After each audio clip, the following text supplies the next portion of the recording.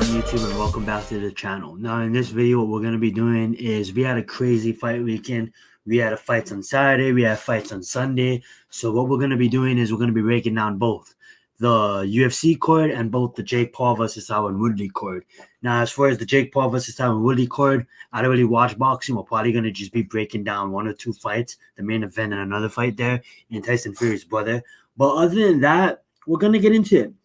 Get into the UFC first, and then we'll get into Jake Paul versus Woodley right after that. Without further ado, let's get into it.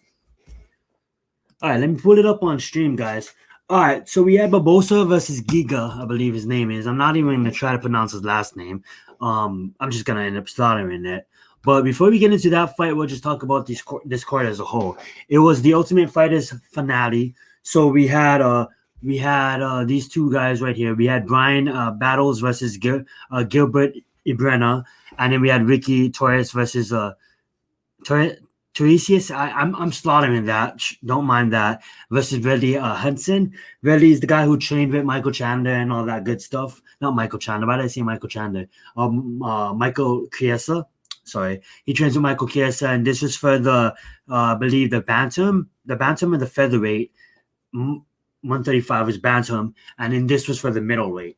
So obviously battle won in a rear naked choke. Now he got hurt early on against Gilbert. I guess we'll just jump into it since I'm already explaining it. We'll just jump around, I guess. So basically battles, came out and he got tested. He got tested against Gilbert real quick, and Gilbert almost had him out. But the heart of the spirit of battles, he was able to come back in it, gain his vision, gain his senses, come out in the second round and get that real naked choke and lock that real naked choke up, and he wins the Ultimate Fighter. And it's what's really cool about that is there's a moment in season where Bryan battle and Ricky's talking. And they're outside and they're talking at the house. And if you don't know what the Ultimate Fighter is, it's a reality show where it's one of the most realist reality shows. I don't even know if I could call it a reality show. It's a TV competition where basically all these fighters live in the same house in Vegas and they compete every week against each other. They get trained by some of the top UFC fighters. This season was Brian Ortega versus Alex Volkanovski. I don't know why I'm almost slaughtered his name. The featherweight championship, the featherweight champion. So I have them all over as you just slow it down. So that was the two coaches, and there was middleweights and bantamweights this season, and this was the finale. Now the two coaches will end up fighting for the championship belt, but that's not until another month, and that's going to be a pay-per-view, and we'll talk about that when the time comes. But for now, battle looked amazing. Bryan looked amazing. Gilbert is his third generation fighter. He had both of his two older brothers attempt to make it into the UFC. They never made it. He actually he made it. I think he made it to the finals at least. And being that it was he almost had battled out in the first round. Dana been generous lately, so I wouldn't mind if he got a contract. I wouldn't even guess. I wouldn't even be shocked if he had a contract. A lot of people be like, why did he got a contract? He got real naked choke. But he did show heart, and he did show that he could compete. You know what I'm saying? Maybe come back for the Contender Series, or we'll see what happens with him. You know what I'm saying? When you got Ricky versus Bradley, now Bradley's young. Bradley's only 22, and if you think about it, 22 to be on the Ultimate Fighter in the finales. That's major. That's huge. So shout out to Bradley, and you're just gonna keep him getting better. Don't let this, this loss is not gonna do anything for his record. It's not like boxing. You have to lose in MMA to get better. Look at Ricky. He lost twice. You know what I'm saying? Now Bradley's lost twice. So you gotta lose to get better. You know what I'm saying? So with Ricky, this was one of the best fights I would have to say in Ultimate Fighter history. It's right up there with Stephan Bonner versus Forrest Griffin. That's season 1. It was a war from beginning to end. These guys grappled, these guys wrestled, these guys clenched, these guys strike. These guys basically did MMA. and nonstop for the whole round, for the whole 3 minute or 3 5 minute rounds. It was amazing. And if you if you're an average fan of MMA and you're not really into the sport, I would even recommend this fight for you to watch. It might even draw you in to get into the sport. This was an amazing, solid fight, and Ricky got the victory. He was more active. He was applying more pressure. A really close fight though, and I wouldn't even be surprised if Bradley earned himself a contract as well. Now I believe this is how it still works. If you guys are avid UFC hardcores and you guys see this and I'm wrong, please correct me in the comments, because I'm pretty sure that Ricky and Bryan earned a 6-fight contract. So that means they have 6 fights signed for the organization. That's how it used to work in the past. I don't know if it's the same for the Ultimate Fighter, but both Ricky and Bryan earned themselves 6-fight contracts. So they got 6 fights in the organization now, which is huge. Moving on. We'll get to the main event. That's going to be the last thing we do. With Daniel Rodriguez, versus Kevin Lee. Now, I'll be honest with you guys. I was watching this, but I wasn't watching this. I was kind of busy at the time, but I had my eye on this fight, and Daniel Rodriguez is pulling out with the unanimous decision. I have to go back and really watch this fight, but shout out to Daniel. You know what I'm saying? Kevin Lee is not no scrub. Kevin Lee is a legit. I believe it's a lightweight. I believe they fight at lightweight. Is a legit lightweight or welterweight. I don't know. Did Kevin Lee move up to welterweight? I guess he did. So Kevin Lee was always at welterweight. He fought at lightweight. I thought, never mind. I'm just talking to myself. But basically, that Mike Perry win. That Patterson's wins. Obviously, he's 9-2. This guy ain't no scrub. He's kind of new to the sport too. Obviously, his first fight was against Daniel. That's why I didn't really recognize his name. But at the end of the day, this is a move up in competition for him, and he was able to get it done against Kevin Lee. With Kevin Lee, I mean, like he's lost a lot lately. I believe that's why he moved up. I believe he used to fight at welterweight. He used to fight at lightweight. I believe he moved up. And if you think about it, like see welterweights, welterweight, lightweights, right? Lightweights.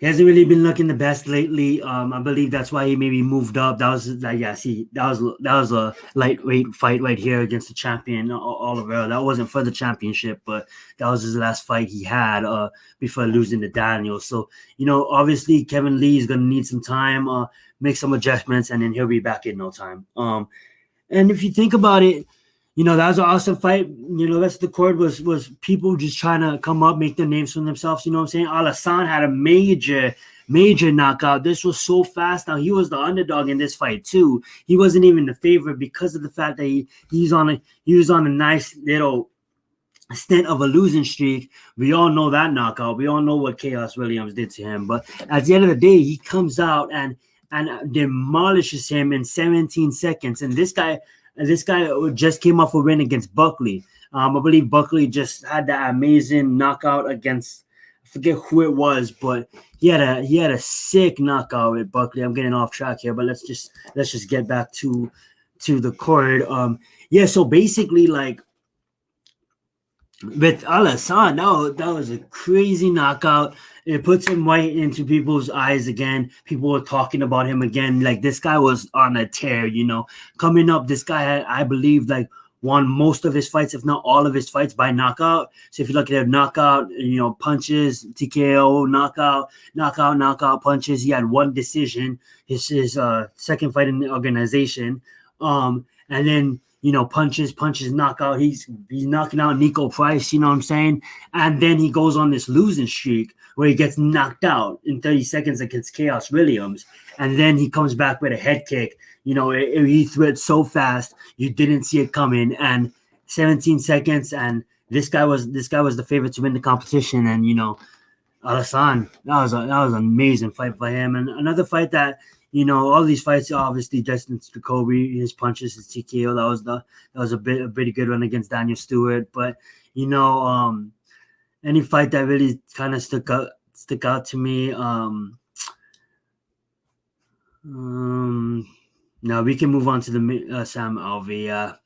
Sam Alvey got his ass beat, but you know what it is? Like, he took a major score too. He had a major score. I believe it was from Turman elbowed him. Yeah, Will Turman looked good. Obviously, Sam Alvey always smiling, always showing good heart. One of the veterans, you know what I'm saying? And just really happy to see him, just still be in the cage. I know he's on a fucking 6-fight losing streak, but man, he's always fun to watch. And hopefully, like, maybe he retires and maybe he calls it quits. But he had an amazing career, and it's always fun to watch Sam Alvey fight. And this wasn't his night, and it's just sad. But at the end of the day, it's MMA, and it wasn't his night. He did fight a good fight, but Wellington was just all over him in that one, and had that bad cut. And yeah, it wasn't a good night for Sam. Yeah, well, let's move to our main event. Well, this was big because I had Edson winning this fight because Giga's good. Don't get me wrong, but Giga didn't really fight. Like, this guy's really good. This guy's really, really good. But I don't think he fought like competition that Edson fought. I thought Edson was gonna come out because Edson, he did take a couple of losses, but then he came back in a big way, I believe. So he lost against Danny Ige, lost against Paul Felder, lost against Justin Gaethje. These are some of the top of the top, and then obviously these two at lightweight. This is Dan Ige was at featherweight, so this is his drop down to featherweight, I believe. Then he lost against he won against Murakami. That's a really, I would say Murakami's ranked top 15. If I'm wrong, let me know. But Shane Bowles, these are two known up and comers. You know what I'm saying? Obviously, they got 9 losses, but they're still respected in the division. And then he, with Giga, now he's at featherweight. So yeah, he was at lightweight, then he dropped down to featherweight. He took these losses, and then sorry, this is Barboza. He took these wins, and then he was really looking good in those fights. You know what I'm saying? The way he knocked out Shane Bowles, it was just amazing. So when you think about it, I thought he was just a more experienced fighter, looking at all the people he fought against. Now, if you look at Giga, this guy's amazing. He didn't really fight like top of the top competition. Like, obviously, I want to talk about him in a minute, but he was on a fight win streak against respectable people. The biggest name he fought up into Edson was Cub Swanson, but he wasn't on the he wasn't cleaning out any division. Like, it wasn't like a clean out. He was slowly making his rise. You know what I'm saying? So then when he fought Edson, and then he was able to do what he did to Edson, then that's where people take notice, because Edson is one of the top fighters in the UFC, one of the top kickers in the UFC. He can strike, he can grapple, like Edson can do it all. So when you take out Edson in the manner that you did, this guy was patient, and then when he threw, he let loose, you know what I'm saying? And he was patient, and then when he threw, he let loose. And just watching his fight style, like, he was hurting Edson, and when Edson got wobbled, like, this guy's accuracy was just there. His timing, his accuracy, his persistence, his pressure he was putting on Edson to wear Edson down and to take the fight from Edson, to take his soul, basically. You know what I'm saying? And then to come on the mic and then to call out Max Holloway or make a replacement for the title fight, I think is really smart of him in his career. Now, obviously, Max Holloway is a different beast. That's my favorite fighter. I may be being biased, but Max Holloway is a different beast. Let me tell you that much. You're not gonna walk Max Holloway down that easily, okay? So the fact that he even made an attempt to call out Max Holloway and said it to a point where he's all like, I've been on a 6-fight win streak. He wants the respect. He wants the respect, and I get where he's coming from, but there's a big difference between you and the top of the top right now. There's a lot of people in between that I think you maybe could get, but to go immediately against Max Holloway, I like his attitude against it. Unless Max Holloway wants that fight, which Max Holloway don't care. Max Holloway don't care where you rank. He wants to fight the best of the best. And if Max Holloway is looking at this guy and he's seeing that this guy's on a win streak, Max Holloway would just step up and just be like, you know what, let me just put an end to this shit. You know what I'm saying? So that could happen, but I don't see him fighting Max Holloway just yet. If the UFC books it, if Max Holloway books it, let's get it. But I know they might. I don't know if they're still doing that real fight. I have to go check on that. But Really good performance by Giga. He's coming up in the rankings and really doing a really good job with what he's doing and what he was able to accomplish in a short amount of time in the UFC. Because if you think about it, it's 2021 and all of his fights in the UFC has come in the past 2 years.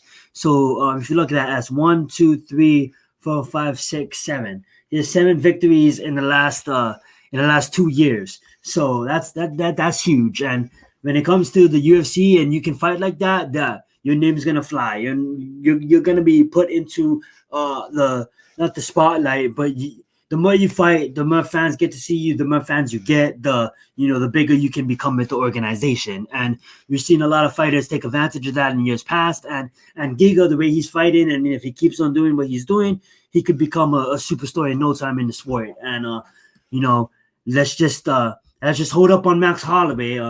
If Max wants to fight, let's go get it. But Giga, I want to see you fight someone a little bit more lesser ranked than Max Holloway, and then we can work his way up to the top 5 of the division. Alrighty, that's gonna do it for the UFC Fight Night. I know there are 16 minutes of it, but let's move on to the Jake Paul versus Tyron Woodley, I believe. Alrighty, let's get it. We'll go to Topology. We'll just go back 1, and I believe it's going to be right there, and we'll just open that up. Let's get it. So, we're on the Jake Paul versus Tyron Woodley. I'm not a fan of boxing, guys, obviously. I don't want to come out here and talk like I know what I'm talking about. I'm just going to leave it to the professionals and, people that really understand the sport. But what I got to say is I do where should we start?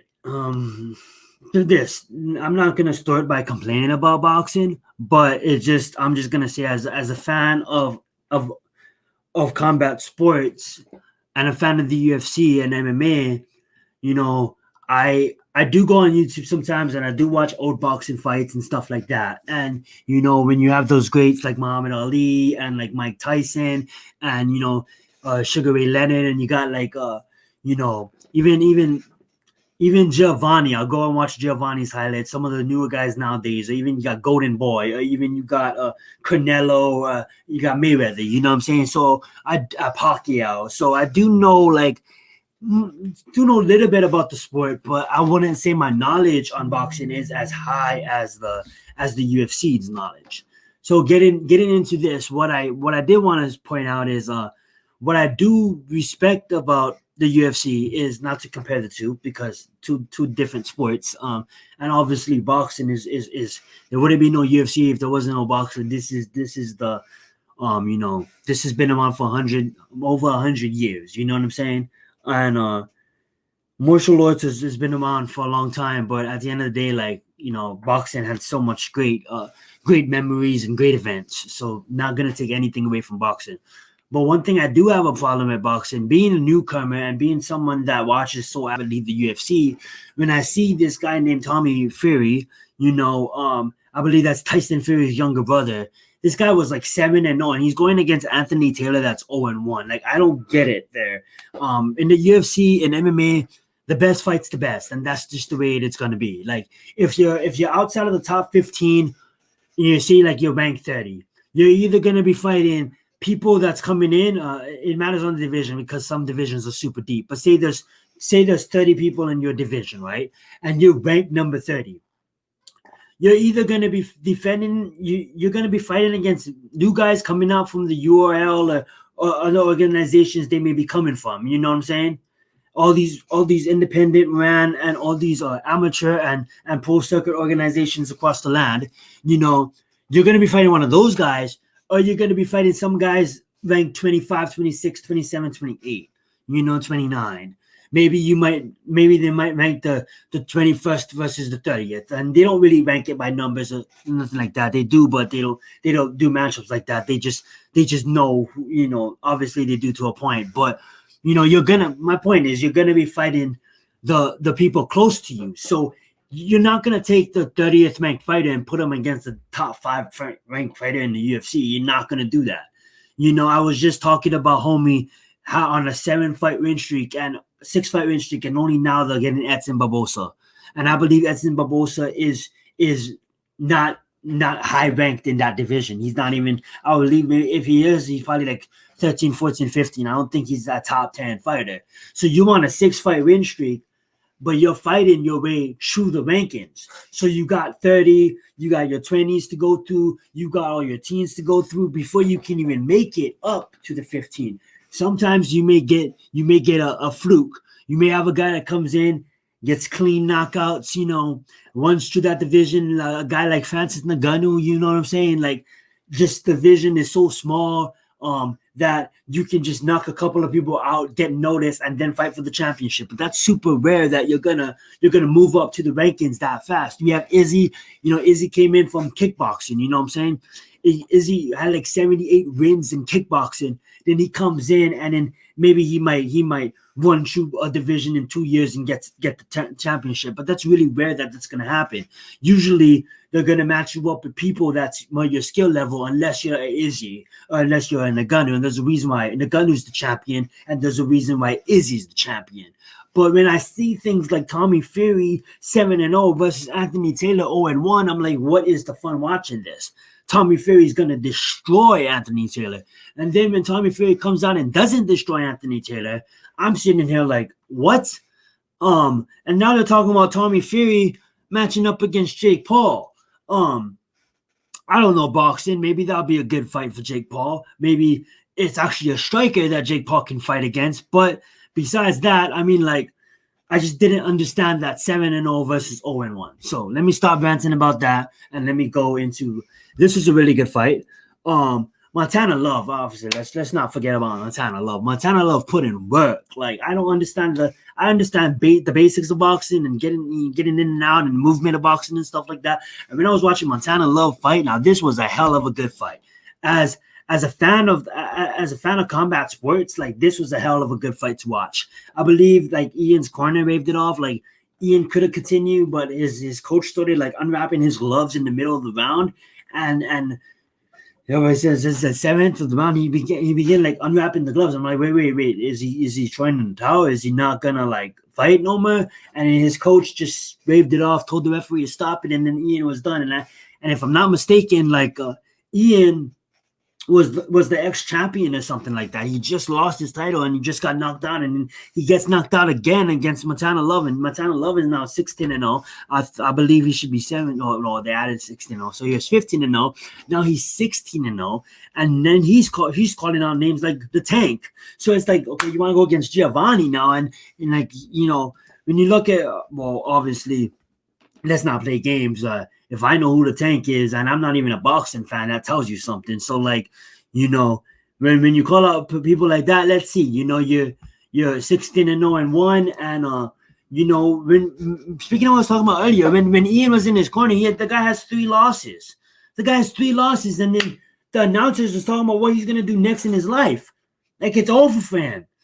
And I just didn't understand that. I'm like, I guess boxing, like, it's like college football in a way, right? You can't lose at all.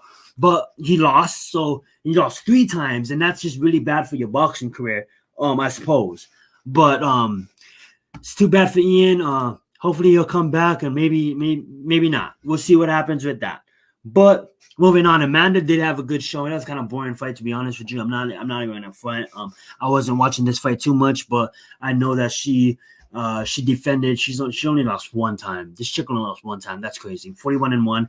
Your typical boxing record as champions. You know what I'm saying? So there wasn't even no competition, I believe. Correct me if I'm wrong, but yeah, that wasn't the most entertaining fight to watch.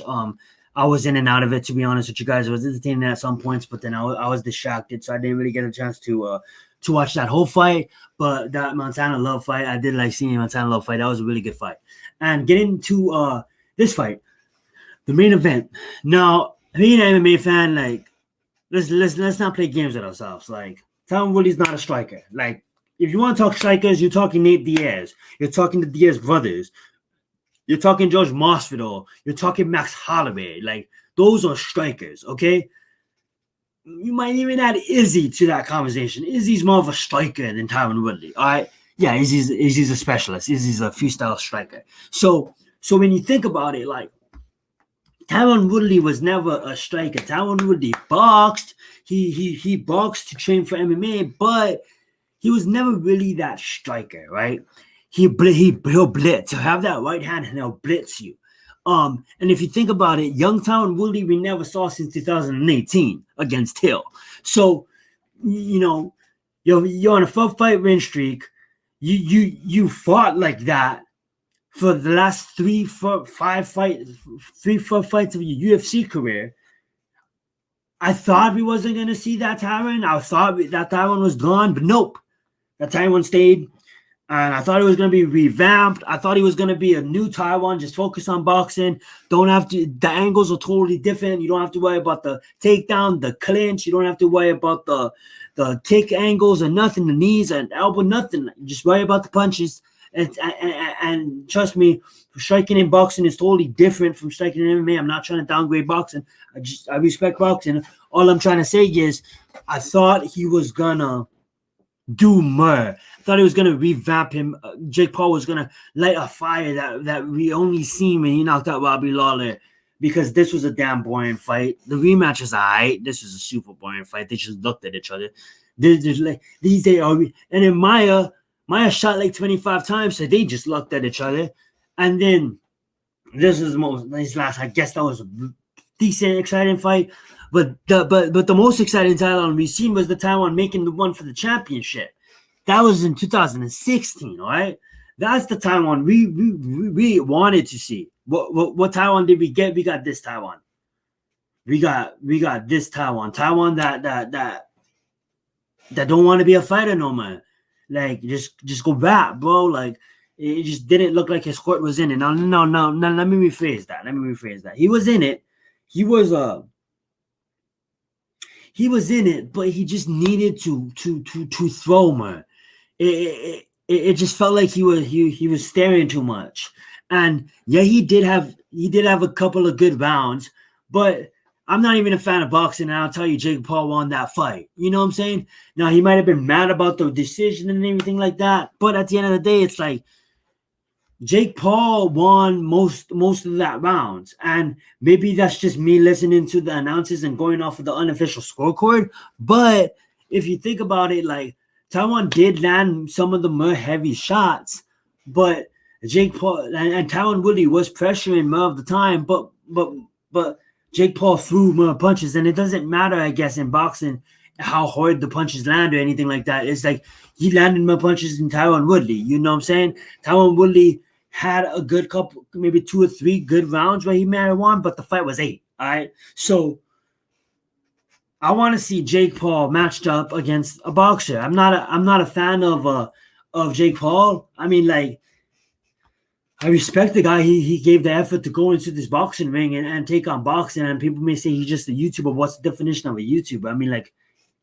YouTube is full of a lot of different type of people. So if a person is an astronaut on YouTube and he does astronaut videos, he's a YouTuber, but he's also an astronaut, right? So you got to look at it like that. Like, yeah, he did YouTube. Yeah, he was from Disney, but this guy is showing that he wants to be a boxer now, and he's taking the time to do it seriously. And that's the cool thing about it. And I want to see him against a striker. Like I don't think like he has the skills to go up against like a top boxer right now. He'll get demolished. Even a top 15, 20, 25, maybe 30, 40 boxing right now. I don't know boxing. I'm just shooting numbers out there. I don't think he'll have the talent to do that. But if you want to call out another guy, call out a actual fighter that can actually box, that can actually, not saying that one can't box because he showed some point in there, but a fighter known for boxing. This is a nice little record touch up. You know what I'm saying? Touching up that record. Obviously, this is huge. Let's not deny it. Tyron was once at a time the UFC champion of the welterweight division. Let's not act like that didn't happen. But at the end of the day, it's a 39-year-old washed up blitzer. I wouldn't even count Tyron Woodley as a striker. And I'm not just saying this because he got beat. I was saying that before. You know what I'm saying?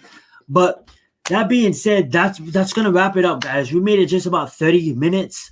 covering this full fight card, this full fight weekend full of fights. And I appreciate you guys. Thanks for watching these videos. And if you guys like what you see, please leave a comment, leave a like, even dislike it if you don't like what you see. It's all good. Thank you so much for watching. And hey, you guys have a good one. Let's get it.